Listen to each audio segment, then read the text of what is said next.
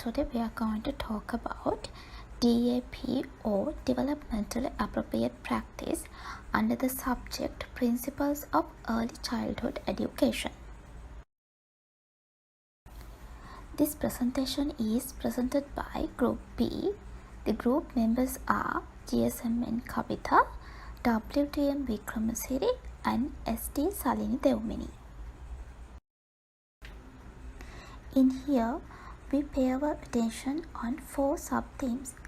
They are: what is developmentally appropriate practice, developmentally appropriate practice versus ECCD philosophy, advantages and disadvantages of DAP, and how other countries use this method.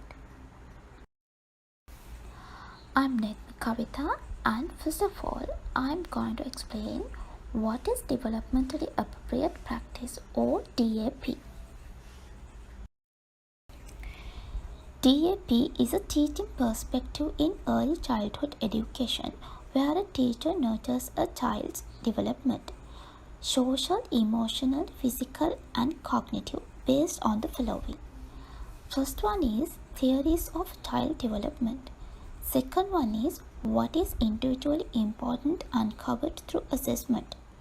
Third one is the child's cultural background, community, family history and family structure. The National Association for the Education of Young Children, NAEYC, adopted this approach in 1987.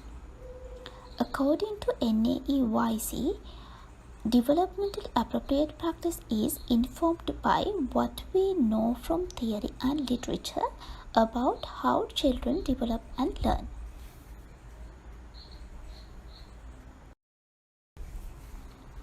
There are 3 core considerations of developmentally appropriate practice. First one is knowledge of childhood development. Knowing typical development and learning at different ages provides you with a benchmark that will help prepare you to make decisions on the environment, interactions, activities and materials. This knowledge should be based on research. Second one is knowing what is individually appropriate for each child through assessment. Observing children at play, their interactions with their peers and environment help you learn what each child's interests, skills and developmental progress. These observations are crucial in refining how and what to teach each child as an individual. Having this knowledge allows you to know each child's individual skills, needs, strengths, abilities, challenges and interests. Third one is knowing what is culturally important. Each child has their own cultural and family background. Having this knowledge ensures that each experience is respectful and meaningful for each child and family. Let's move to 12 principles of child development and learning. First one is all areas of development and learning are important. Second one is learning and development follow sequences. Third one is development and learning proceed at varying rates. Fourth one is development and learning result from an interaction of maturation and experience. Fifth one is early experiences have profound effects on development and learning. Sixth one is development proceeds towards greater complexity, self-regulation and symbolic or representational capacities. Seventh one is children develop best with secure relationships. Eighth one is development is influenced by multiple social and cultural backgrounds. Ninth one is children learn in a variety of ways. 10th one is play is important for developing self-regulation and promoting language, cognition and social competence. 11th one is development and learning advance when children are challenged. 12th one is Children's experiences shape their motivation and approaches to learning. Let's see what DAP looks like. In developmentally appropriate environments, child will move around rather than wait, speak rather than listen passively, use their creativity to create their own books and art, follow a schedule based on their needs, attempt to solve their own problems, explore their own interests, have opportunities to make their own choices, and learn through experience rather than mechanical repetition. Hello everyone, I am Dilshani Maheshika. Today I am going to talking about developmentally appropriate practice and ECCD philosophy.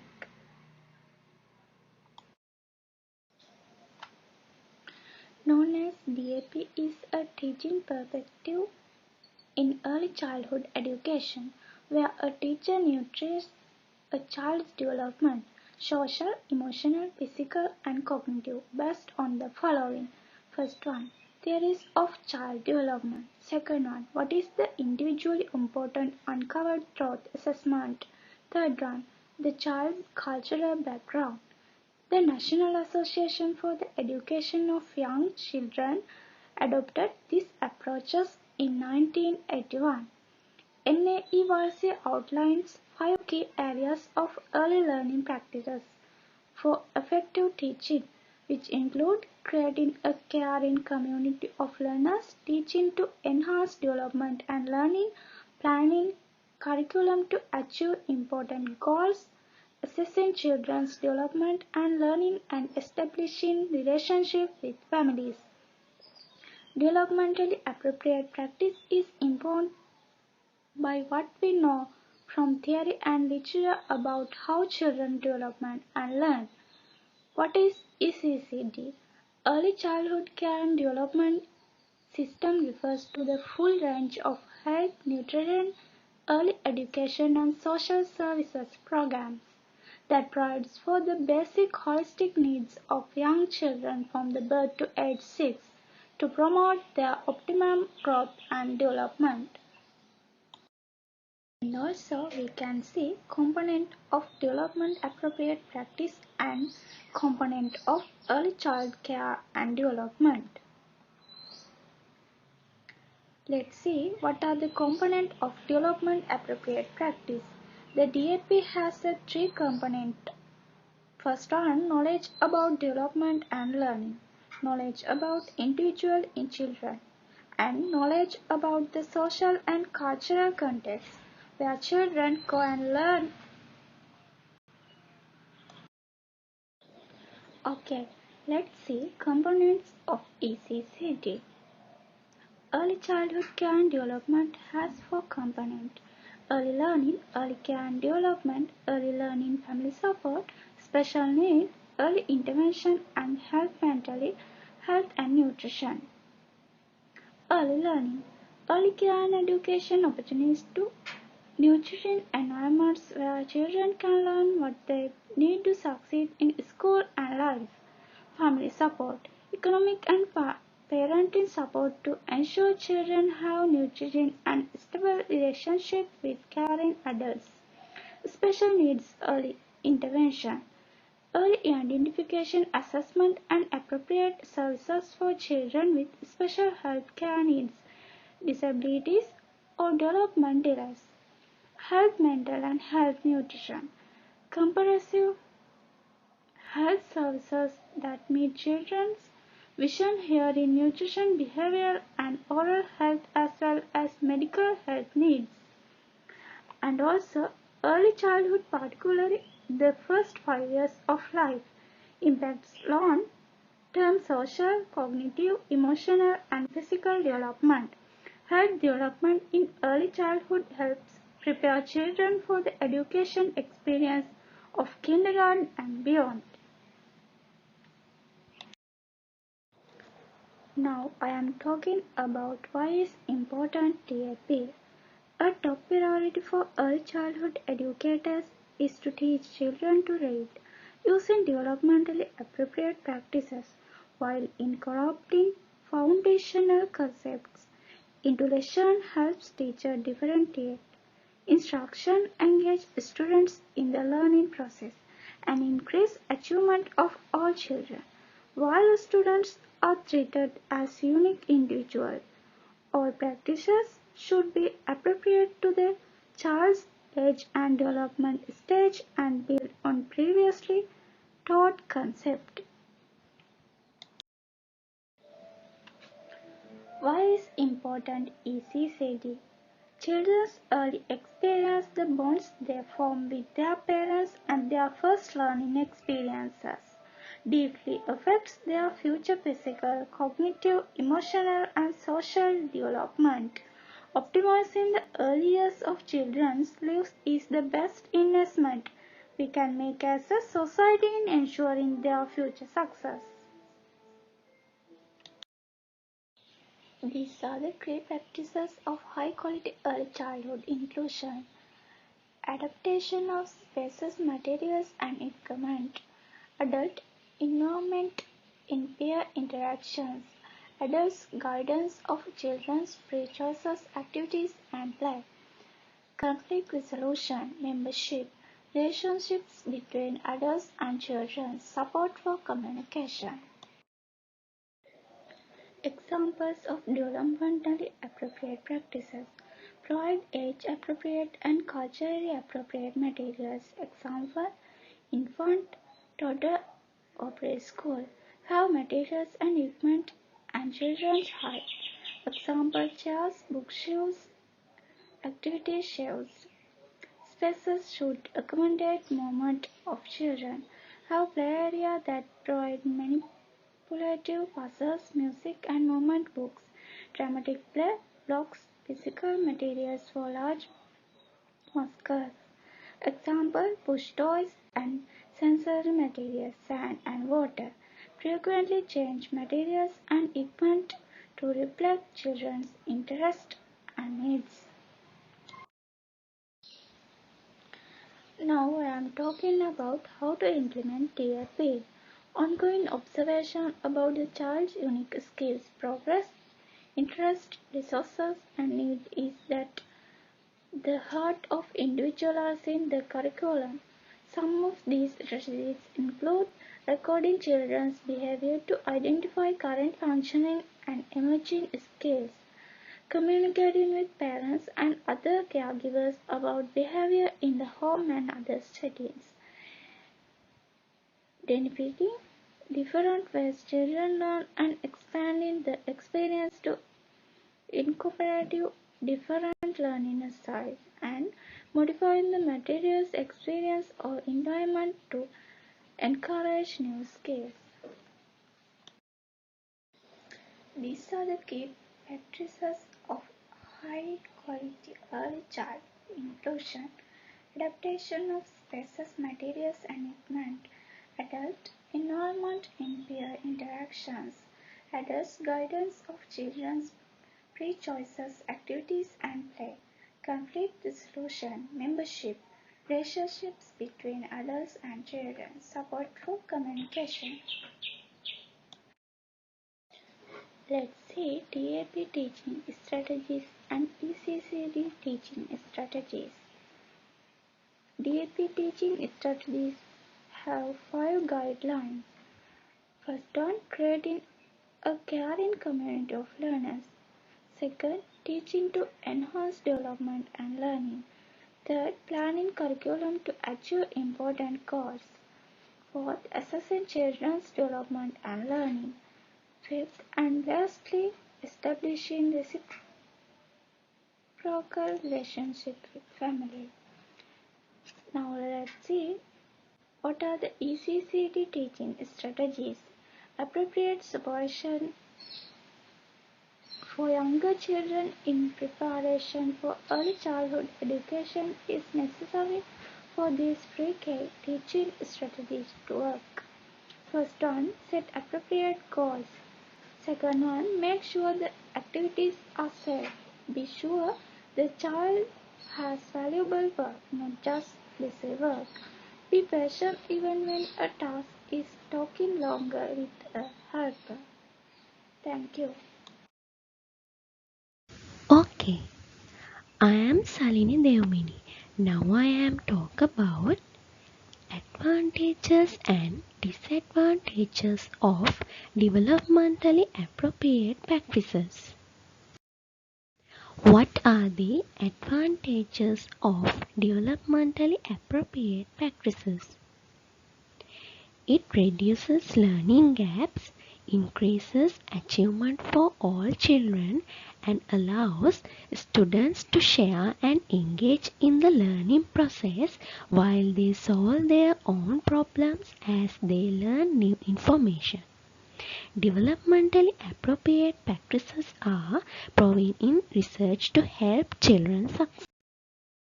By implementing DAP methods with their children, parents and caregivers, use strategies and activities that are proven to help young children learn.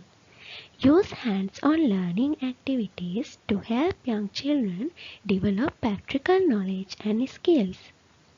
Recognize the important role that play has in early childhood learning and development. What are the disadvantages of developmentally appropriate practices? While many early childhood educators believe in the concept of DAP, barriers are often encountered which prevent the implementation of DAP in the learning environment.